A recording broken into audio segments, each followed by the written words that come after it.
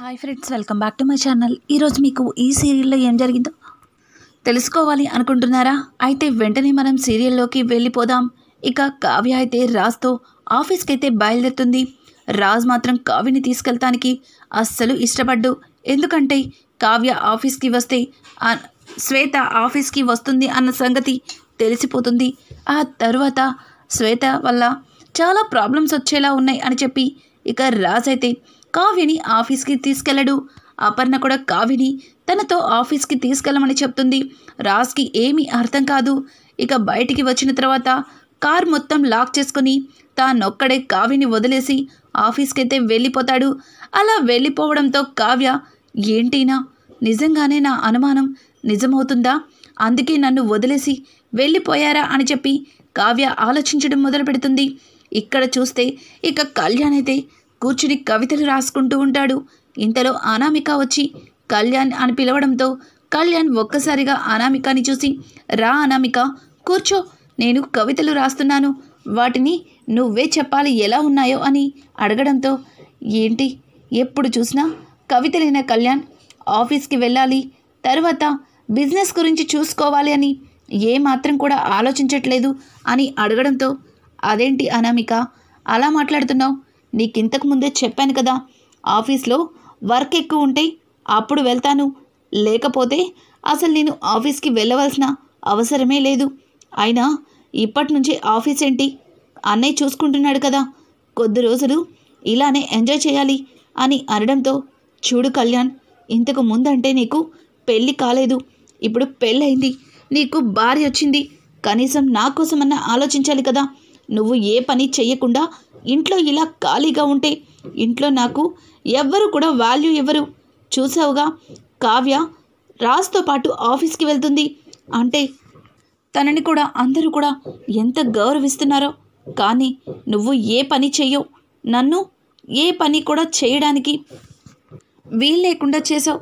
Please Kalyan, నువ్వు కూడా ఆఫీస్కి వెళ్ళు, మనం కూడా బిజినెస్ స్టార్ట్ చేద్దాం అని చెప్పి అనామిక మాట్లాడుతూ ఉంటే, పిచ్చి పట్టిందా అనామిక, మనం బిజినెస్ స్టార్ట్ చేయడం ఏంటి, మాకే చాలా బిజినెస్లు ఉన్నాయి, దానిలో అన్నీ కూడా నెంబర్ 1 పొజిషన్లో ఉన్నాయి, కొత్తగా బిజినెస్ స్టార్ట్ చేయాల్సిన అవసరం ఏమీ లేదు, నాకు ఆఫీస్కి వెళ్ళే అవసరం కూడా లేదు, ఇక నన్ను ఇబ్బంది పెట్టమాకు, ఇప్పుడే ఒక కవిత ఎలా రాయాలో అర్థం కాక తకమికలవుతున్నాను, వెళ్ళి ఇక్కడి నుంచి అని చెప్పి అనామిక మీద చిరాకు పడతాడు.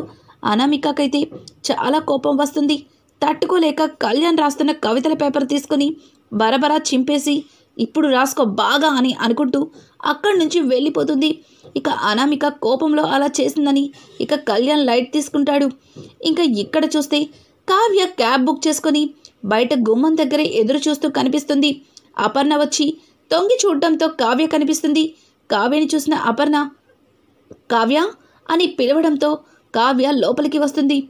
ఏంటి, నువ్వింకా ఆఫీస్కి వెళ్ళలేదు, రాజ్తో కలిసి ఆఫీస్కి వెళ్ళమని చెప్పాను కదా, మరి నువ్వెందుకు వెళ్ళలేదు అని అడగడంతో, ఆయనతో నన్ను ఆఫీస్కి తీసుకెళ్ళడం ఆయనకి నచ్చలేదేమో అత్తయ్య, అందుకే నన్ను వదిలిపెట్టి వెళ్ళిపోయారు అని చెప్పడంతో ఇక పక్క నుంచి ధాన్యలక్ష్మి అయితే, నాకు తెలుసు రాజ్ ఎప్పటికీ కూడా నిన్ను ఆఫీస్కి తీసుకెళ్ళడు, నువ్వు వస్తే రాజ్కి అస్సలు ఇష్టం ఉండదు, అది తెలియక కొంతమంది నిన్ను ఆఫీస్కి పంపించాలని తెగ ప్రయత్నాలు చేస్తున్నారు అని చెప్పి ధాన్యలక్ష్మి అంటుంది. మరి ఎలా వెళ్ళాలనుకుంటున్నావు అని అడగడంతో, అది అత్తయ్య, క్యాబ్ బుక్ చేశాను, దానికోసమే ఎదురు చూస్తున్నాను, క్యాబ్ రాగానే బయలుదేరుతాను అని చెప్పడంతో, అబ్బో నీకు క్యాబు, మీకు షేర్ ఆటోనే ఎక్కువ, షేర్ ఆటోలో వెళ్ళడం మీకు అలవాటే కదా, ఇక క్యాబుల కోసం ఎదురు చూడడం ఏంటి, అయినా కొత్త ప్రయత్నాలు చేస్తే ఇలాగే ఉంటుంది అని చెప్పి ధాన్యలక్ష్మి సైడ్ డైలాగ్ వేస్తుంది. ఆ మాటలన్నీ విన్న అపర్ణాదేవి అయితే కోపంతో రగిలిపోతుంది. ధాన్యలక్ష్మి, తను ఈ ఇంటి పెద్ద కోడలు, నా కోడలు, రాజ్కి భార్య, తనకి ఇవ్వాల్సిన వాల్యూ ఇదేనా? ఒకప్పుడు తను ఎలా ఉన్నది అన్నది నాకు అనవసరం, ఇప్పుడు దుగ్గిరాల వారింటి కోడలు, ఈ ఇంటి పెద్ద కోడలు, తను చీప్గా ఆటోలో వెళ్ళడం ఏంటి, ఏం మాట్లాడుతున్నావు, నా కోడలు దర్జాగా కారులో వెళ్తుంది. చూడు కావ్య, నువ్వు క్యాబ్ ఏం బుక్ చేసుకోక్కర్లేదు. ఇదిగో నా కార్ కీస్ ఇస్తున్నాను, నా కార్లో నువ్వు వెళ్ళు అని చెప్పి ఇంకా కీస్ని అయితే కావ్యకి ఇస్తుంది. ఒక్క క్షణం కావ్య అయితే అపర్ణ అన్న మాటలకి చాలా సంతోషిస్తుంది. అత్తయ్య, మీ కారు అని అడగడంతో, చూడు కావ్య, నువ్వేమీ ఆలోచించక్కర్లేదు. నువ్వు దర్జాగా నా కారులో వెళ్ళు, నువ్వు నా కోడలివి అని చెప్పి కావ్యని మరింత హక్కును చేర్చుకుంటుంది. అపర్ణ అయితే అపర్ణ అన్న మాటలకి కావ్య చాలా సంతోషిస్తుంది. పక్క నుంచి ఇంద్రాదేవి, అమ్మ కావ్య, ఇంకా ఆలోచిస్తున్నావేంటి? మీ అత్తగారే స్వయంగా తన కారులో నిన్ను ఆఫీస్కి వెళ్ళమంటుంది, వెళ్ళమ్మా వెళ్ళు అని చెప్పి అపర్ణాదేవి అలాగే ఇంద్రాదేవి అయితే ఇక కావ్యని పంపిస్తారు. కావ్య చాలా సంతోషంగా కార్ని తీసుకొని ఆఫీస్కి అయితే బయలుదేరుతుంది. ఇంతలో ఆఫీస్లో అందరూ కూడా ఫ్లవర్ బుకే పట్టుకొని కావ్య కోసం ఎదురు చూస్తూ కనిపిస్తారు. రాజ్ రావడంతో రాజ్ని ఎవ్వరూ పట్టించుకోరు. రాజ్ ఒక క్షణం వాళ్ళందరినీ చూసి, ఏయ్ ఏంటిదంతా, మీరు ఎవరి కోసం ఎదురు చూస్తున్నారు? నేను కాకుండా ఆఫీస్కి ఇంకెవరొస్తారని అని చెప్పడంతో, సార్ ఈరోజు మేడం వస్తున్నారు సార్, మీరు పక్కకి లెగండి సార్ అని చెప్పి ఇక శ్వేత మాట్లాడుతూ ఉంటే, ఏంటి మేడమా? ఎవరా మేడం? నాకు తెలియని మేడం ఎవరబ్బా అని అడగడంతో ఇంకా శృతి అయితే, అదిగోండి మేడం వచ్చేశారు అని చెప్పి అనడంతో రాజ్ ఒక్క క్షణం వెనక్కి తిరిగి చూస్తారు. వెనక్కి తిరిగి చూడడంతో అది అపర్ణాదేవి కారు. ఏంటి మమ్మీ వస్తుందా? మమ్మీ కోసమా ఈ హడావుడి అని చెప్పి రాజ్ ఇంకా ఒక అడుగు ముందుకు వేయబోతుంటే కారులో నుంచి కావ్య దిగుతుంది.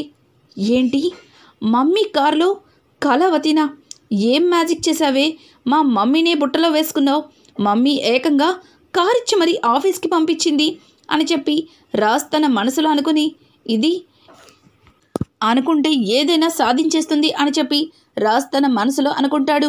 ఇక కావ్య ఆఫీస్లోకి రాగానే రాజ్ కావ్యని ఆశ్చర్యంగా చూస్తాడు. ఇక ఆఫీస్లో స్టాఫ్ అంతా కూడా కావ్యకి ఫ్లవర్ బుకే ఇచ్చి, వెల్కమ్ మేడం, వెల్కమ్ అని చెప్పి అందరూ కూడా కావ్యకి ఫ్లవర్ బుకేస్ ఇచ్చి లోపలికి తీసుకెళ్తారు. అక్కడే ఉన్న రాజ్ని ఎవ్వరూ కూడా పట్టించుకోరు. అలా పట్టించుకోపోవడంతో రాజ్కి కాస్త కోపం వస్తుంది. ఇక రాజ్ అయితే చాలా చిరాగ్గా తన క్యాబిన్లోకి వెళ్తాడు. తన క్యాబిన్లో ముందుగానే కావ్య వెళ్ళి కూర్చుంటుంది. కావ్యని చూసిన రాజ్, ఏయ్ ఏంటి నేను రాకుండా ముందే వచ్చి క్యాబిన్లో కూర్చున్నావు అని చెప్పడంతో, ఎలాగో మీరు ఇక్కడికే వస్తారు కదా, అందుకే మీకోసమే ఇక్కడ కూర్చున్నాను అని చెప్పడంతో, సరే వెళ్ళు, వర్క్ చేస్తానని చెప్పావుగా, వెళ్ళి చెయ్యి అని చాలా చిరాగ్గా కావ్య మీద విరుచుకుపడతాడు. ఏంటి, ఒకప్పుడు ఆఫీస్కి రమ్మని మీరే నన్ను బ్రతిమలాడారు, కానీ అదే ఈరోజు నేను వస్తే ఎందుకు అంత చిరాకు పడుతున్నారు? సరేలే, మీతో మాటలు అనవసరం, కానీ ఈరోజు ఏ డిజైన్స్ వేయాలో దాని రివ్యూ ఏంటో ఇస్తారా అని అడగడంతో, ఏంటి నన్ను అడుగుతున్నావు? శృతి ఉంది కదా, వేరే శృతిని అడుగు అని చెప్పి రాజ్ అయితే చాలా చిరాగ్గా కావ్యని అక్కడి నుంచి వెళ్ళిపోమ్మంటాడు. ఇంతలో రాజ్ దేని గురించి అయితే కంగారు పడుతున్నాడో అది జరగనే జరుగుతుంది. రాజ్కి శ్వేత కంటిన్యూషన్గా కాల్ చేస్తూ ఉంటుంది. ఈ శ్వేత ఇప్పుడే ఫోన్ చేయాలా? ఎదురుగుండా ఈ రాక్షసి కూర్చుంది, శ్వేతతో ఏం మాట్లాడతాను అని చెప్పి రాజ్ కంగారు పడుతూ ఉంటాడు. ఇక కావ్య అయితే, ఏంటండి అలా ఆలోచిస్తున్నారు, మాట్లాడండి, తనేమి కంపెనీకి సెకండ్ డిజైనరా ఏంటి? ఫోన్ చూసి అంత కంగారు పడుతున్నారు అని అడగడంతో రాజ్ అయితే కావ్య అన్న మాటలకి, అవును సెకండ్ డిజైనరే, నువ్వు ఫస్ట్ డిజైనరు, తను సెకండ్ డిజైనరు అని అడగడంతో, ఓ అక్కడ దాకా వచ్చిందా అయితే విషయం, అయితే సెకండ్ డిజైనర్ అని కన్ఫామ్ అయిపోతున్నారనమాట అని అడగడంతో, ఏయ్ ఏం మాట్లాడుతున్నావు, సెకండ్ డిజైనర్ కన్ఫామ్ అవ్వడం ఏంటి, నువ్వేగా అన్నావు తను సెకండ్ డిజైనర్ అని అంటూ ఉంటే, ఏదో మాట వరుసకి అన్నాను, కానీ మీరిలా ఫిక్స్ అయిపోతారని నాకేం తెలుసు, సరే సరే మీ సెకండ్ డిజైనర్తో మాట్లాడండి అని అనుకుంటూ అక్కడి నుంచి కావ్య బయటికి వచ్చేస్తుంది. కావ్య అలా రావడంతో రాజ్ అయితే, శ్వేత ఏంటి ఎందుకు కట్ చేస్తుంటే అన్నిసార్లు ఫోన్ చేస్తున్నావు అని అనడంతో, నాకు తెలుసు రాజ్, నువ్వు కట్ చేస్తే ఏదో బిజీగా ఉన్నావని అర్థం చేసుకున్నానులే, అందుకే నేనే వచ్చేసాను ఆఫీస్కి అని అనడంతో, ఏంటి ఆఫీస్కి వచ్చేసావా అని చెప్పి రాజ్ అయితే క్యాబిన్లో నుంచి కంగారుగా బయటకైతే వస్తాడు. ఇక కావ్య అయితే తన క్యాబిన్లో డిజైన్ వేస్తుందే కానీ రాజ్ హడావుడిని, రాజ్ కంగారుని చూస్తూ ఉంటుంది. అలాగే తల పక్కకి తిప్పేసరికి శ్వేత ఆఫీస్లో కనిపిస్తుంది. శ్వేతని చూసిన కావ్య అయితే వెంటనే శ్వేత కోసం పైకి లేవబోతుంది. కానీ ఒక్క క్షణం రాజ్ గురించి ఆలోచించి, నేను ఇప్పుడే బయటికి వెళ్తే ఆయనకి నేను శ్వేత కోసమే వచ్చాను అని తెలిసిపోతుంది. ఆ తర్వాత వాళ్ళు జాగ్రత్త పడే అవకాశం ఉంది. అందుకే ఇక్కడి నుంచి గమనిస్తాను అని చెప్పి కావ్య తొంగి చూస్తుంది.